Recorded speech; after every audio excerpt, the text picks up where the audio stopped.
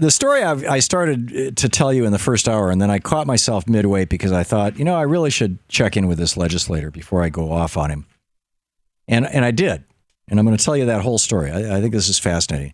There's an article on Alternet by Angela Bacca, B-A-C-C-A. If I'm mispronouncing your last name, Angela, my apologies. Bacca. But anyhow, it's titled "One Mom's Race to Legalize Medical Cannabis in Her State and Potentially Save Her Daughter's Life." And it's about a little girl by the name of Remy Miette Ellett. This is the Ellett family, E-L-L-E-T. When she was born, doctors didn't expect Remy Miette Ellett to leave. In anticipation of her death, her mother gave her a name that means sweet little remedy. Sarah Ellett is her mom. And Remy is her daughter, who's now 4. She was diagnosed with multiple dangerous and damaging conditions. After spending the majority of her short life in hospitals at almost 4 years old, she's now walking, playing, and eating and drinking through her mouth for the first time. She loves music and playing with her brothers and sisters, small yet miraculous feats for a child in her condition. And now Sarah Ellett, her mother, today, Sarah Ellett's life is filled with the joy of Remy's improvements and a chance at a real future, but also the fear of having her daughter removed from her care and taken into protective custody. Why? In fact, the Elletts live in constant fear because they live in Utah. And because the medicine that caused their young daughter to stop having seizures and start being able to function as a normal human being, that medicine is a high CBD oil made from marijuana.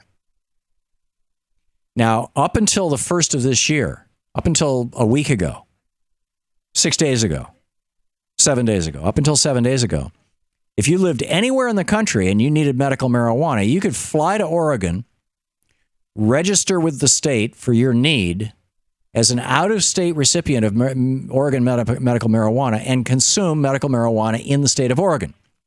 And this is what Sarah Ellett was doing. She was taking her daughter to Oregon, and she was getting the treatment for her there, and every couple of weeks, and then flying back to Utah where they have a home and she has a job and she's got her life and things are okay except for the fact that her daughter is really sick. Well, on January 1st, when Oregon legalized recreational marijuana, as part of that law, they did away with out-of-state people being able to come to Oregon to get medical marijuana. So Sarah Ellett can no longer get medical marijuana for her daughter. And she's not willing to break the law in Utah, so her daughter is starting to backslide. Last year, Utah had a bill that would have legalized medical marijuana in the state. And it's called Senate Bill 259. It was proposed by Utah Senator Mark Madsen, a Democrat, I believe. And the bill was narrowly defeated. Again, reading from this piece in today's Alternet. The bill was narrowly defeated by one flipped vote in the Senate, despite overwhelming public support.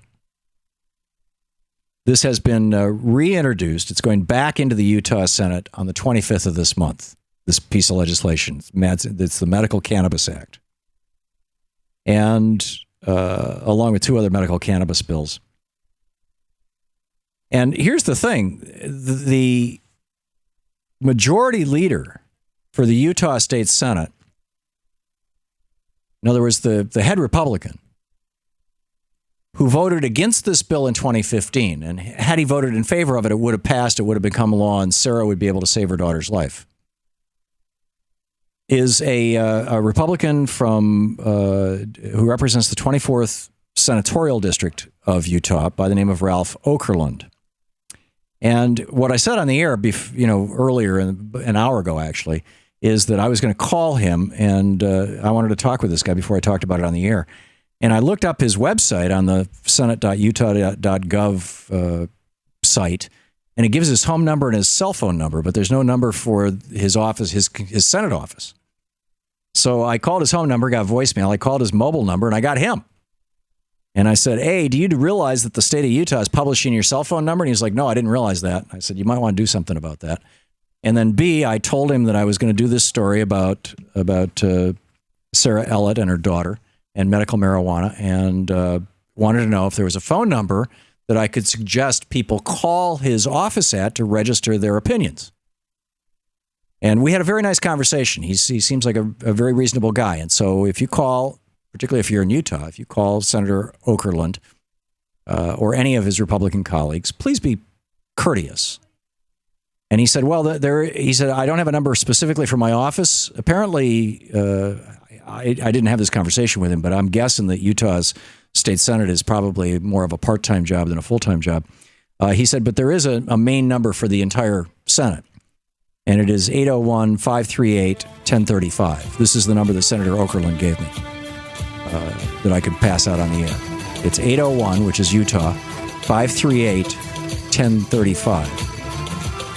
And, you can call and say, hey, please let Remy Ellett live. Please legalize medical marijuana. This is a very sane and rational step. In fact, I would say it's a conservative step. You're listening to the Thom Hartmann Program. Call 202-536-2370. And hopefully Majority Leader and State Senator Ralph Okerlund will come around and be a good guy and maybe even become a champion for his family. To watch more clips from our programs, hit the Watch More Videos button over here. And please be sure to hit the handy-dandy subscribe button so you'll always be up to date. Tag, you're it.